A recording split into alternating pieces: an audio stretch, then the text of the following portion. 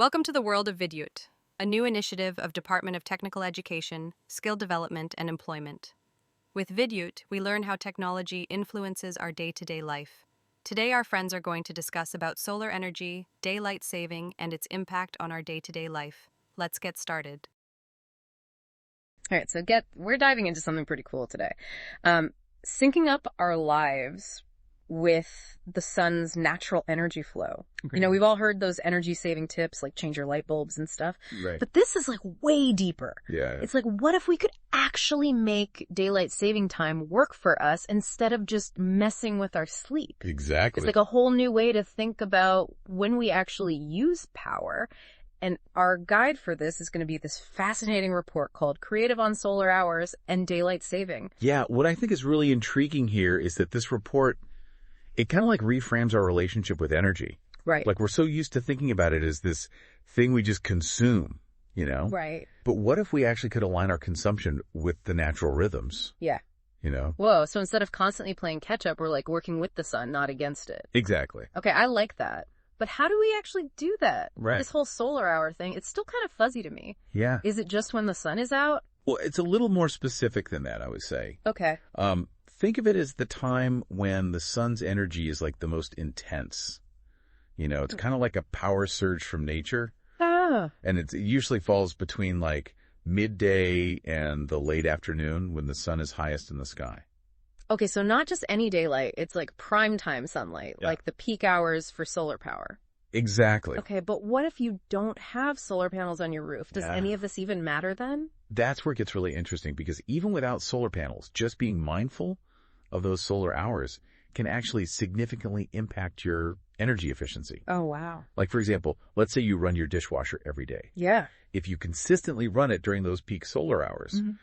even without solar panels, you're actually helping to reduce the strain on the power grid during those times of highest demand. Oh. It's kind of like choosing the express lane at the supermarket when it's less crowded. Okay, so I'm easing the burden on the system even if I'm not directly harnessing solar power myself. That's exactly. That makes sense.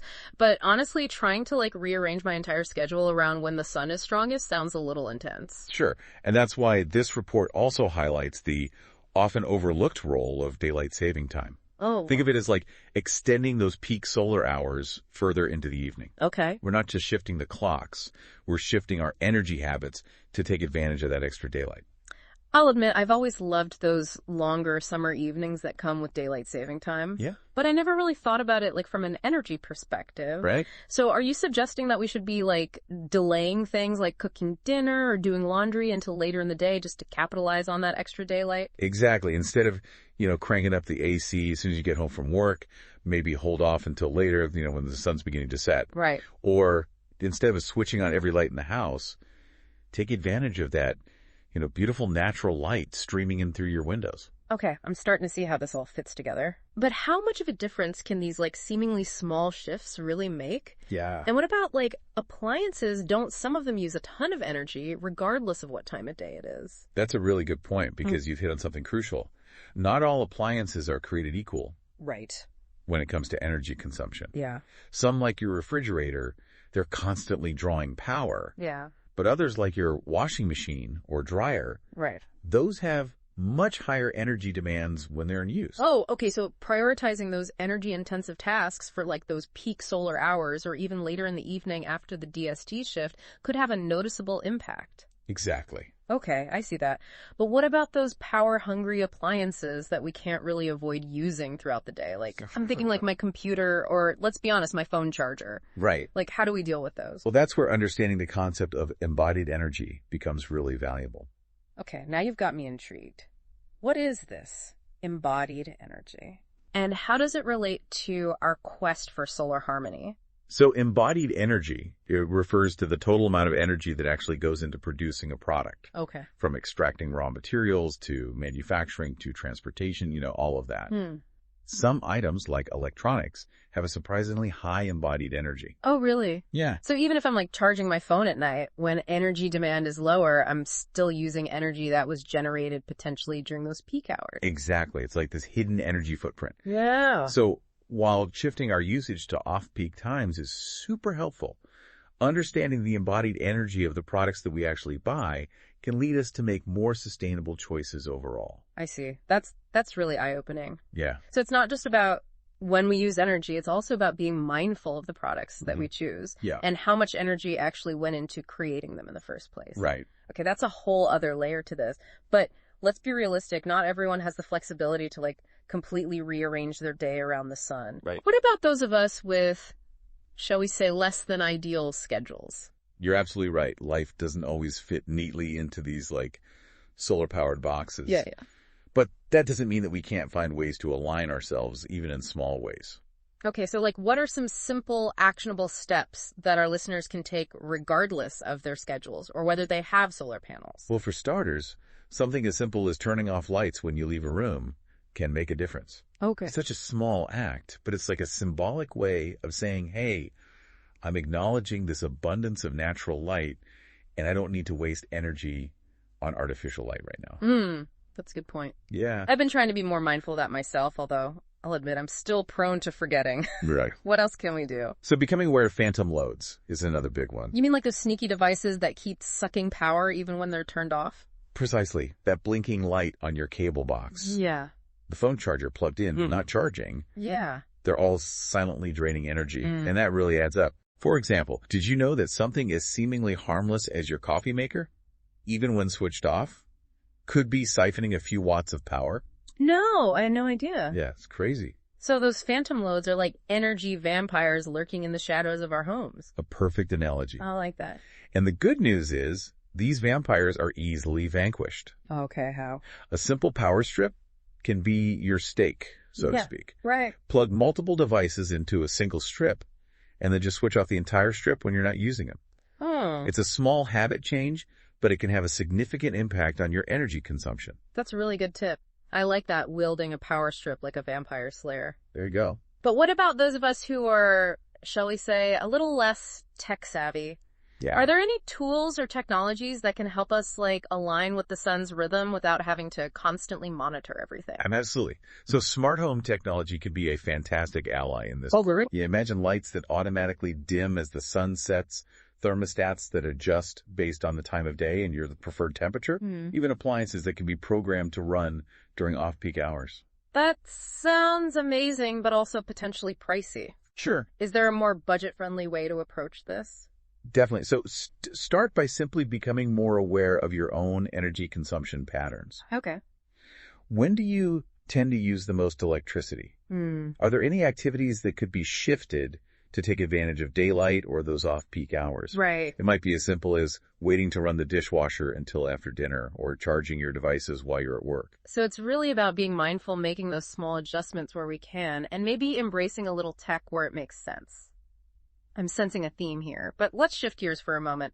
So far, we've been focusing on the personal benefits of aligning with solar hours, things like saving money and reducing our own energy footprint. But what about the bigger picture? Right. What happens when this idea scales beyond individual households? Now we're getting to the truly exciting part. Okay. Imagine a world where entire communities, even cities, are consciously aligning their energy use with the sun's rhythm. So it's not just about individual actions, but about a collective shift in how we think about and use energy. Exactly. And the implications of that are pretty profound. So we're talking about a systemic change, not just individual tweaks here and there. Yeah. What would that actually look like? Right. What kind of impact could it have? Well, for starters, imagine a significant reduction in the strain on the power grid, especially during those peak hours when everyone's cranking up the AC or turning on the lights. Okay, so fewer brownouts and blackouts, more reliable energy for everyone. Exactly. Sign me up for that. And that increased reliability could even lead to lower energy costs overall, both for individuals and communities. Wow. But it goes beyond just cost savings. We're talking about a fundamental shift in how we actually generate and consume energy, moving away from a reliance on fossil fuels and towards a more sustainable future. Yeah, that's where this all gets really exciting for me. It's not just about saving a few bucks on our energy bills. Right. It's about tackling climate change and building a more resilient world. Yeah. But let's be real. How realistic is it to expect this kind of large-scale change to happen? I mean, changing individual habits is hard enough. Yeah. But getting entire communities on board with this solar synced lifestyle, seems like a pretty tall order. You're right, it's a significant challenge. Yeah. But I think the key really lies in awareness and education. Mhm. The more people actually understand the benefits of aligning with solar hours, both for themselves and the planet, Yeah. the more likely they are to embrace these changes. So it's about empowering people with knowledge and showing them that these actions, even small ones, can collectively make a real difference. Exactly. And maybe even inspire them to get a little creative in the process. For sure. What if, for example, communities started offering incentives for businesses to shift their operating hours to better align with solar hours? Or what if schools incorporated the concepts of solar energy and sustainable living into their curricula?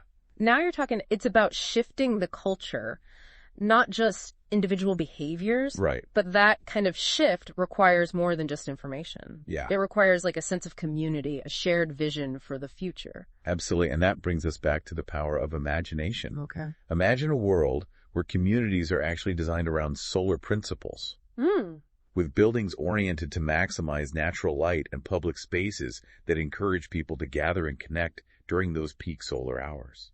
I love that vision. A world where like our cities and towns are in harmony with the sun, not fighting against it. Right.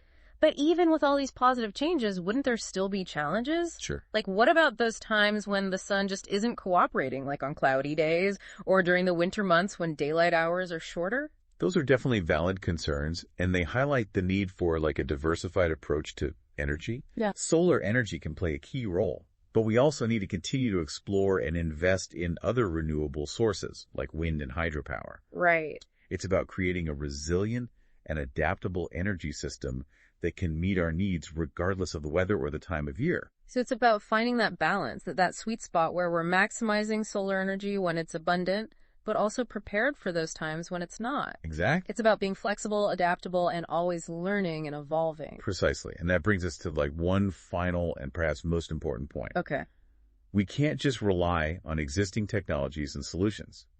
We need to continue to innovate, to explore new ways of harnessing solar energy, and to think creatively about how we can integrate it into our lives. Yeah, that's where things get really interesting. We've talked about shifting our schedules, being mindful of our consumption, and even redesigning our communities.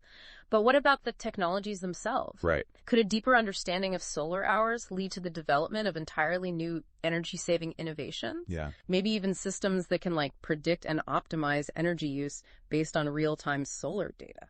The possibilities are endless. Imagine smart grids that can anticipate changes in solar intensity and adjust energy distribution accordingly, or buildings that can store excess solar energy during peak hours and release it when needed. We're only just beginning to scratch the surface of what's possible when we align ourselves with the sun's rhythm. Wow, it's mind-blowing to think about the potential that lies ahead. So as we wrap up our deep dive into solar hours and daylight saving time, what's like the key takeaway you want our listeners to walk away with?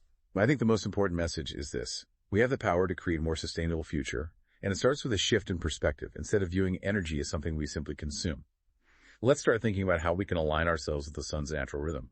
It's a journey of discovery, a dance between human ingenuity and the boundless energy of the sun. Beautifully put. It's not just about flicking a switch. It's about igniting a spark of awareness, a sense of responsibility, and a passion for finding creative solutions. And who knows, maybe this conversation is the first step on that journey for some of our listeners. So go forth, explore those solar hours, and see how you can bring a little sunshine into your energy habits. And as you do, keep this question in mind. What if aligning with the sun isn't just about saving energy, but about rediscovering our connection to nature and building a brighter future for generations to come? Until next time, stay curious and keep exploring.